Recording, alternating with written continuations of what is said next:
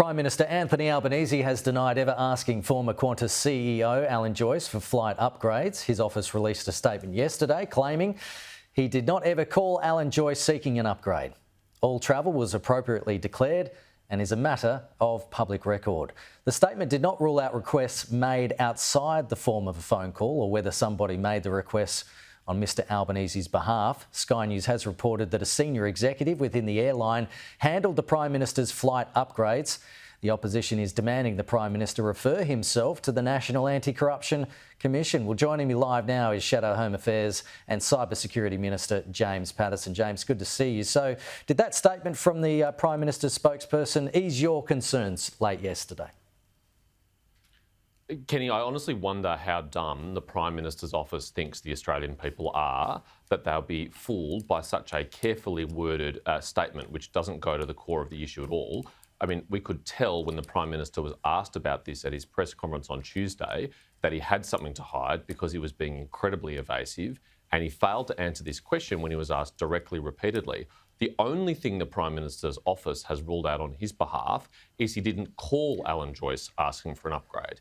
They haven't ruled out that he sent Alan Joyce a text message or an email, or that he contacted anyone else in senior management at Qantas by any means, or that any of his staff contacted anyone at Qantas soliciting an upgrade. And this is what is different about his behaviour compared to any other politician's behaviour.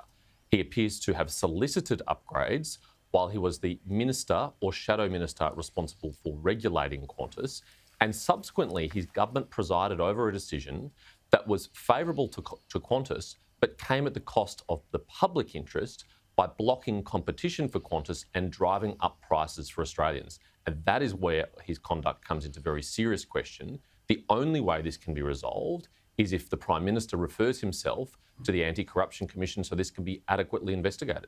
I asked Susan Lee yesterday if the Coalition had anything to worry about when it came to Qantas perks. She said no, but there's also a cloud over whether Coalition Transport spokesperson Bridget McKenzie declared all her business class flight upgrades. Should any inquiry look into both sides of the aisle here? I would have absolutely no concerns with an inquiry looking at all politicians, but it's very clear from the evidence on the public record that no one has engaged in the same behaviour that the Prime Minister have. It is not alleged that Bridget McKenzie or anybody else solicited Qantas for personal upgrades, nor is it alleged that they made decisions favourable to Qantas using the power of their office to protect Qantas from competition against the public interest. That is the difference here with the Prime Minister. He's the one with questions to answer, and any attempt to deflect from that is just an attempt to distract the Australian people from his own poor and questionable conduct.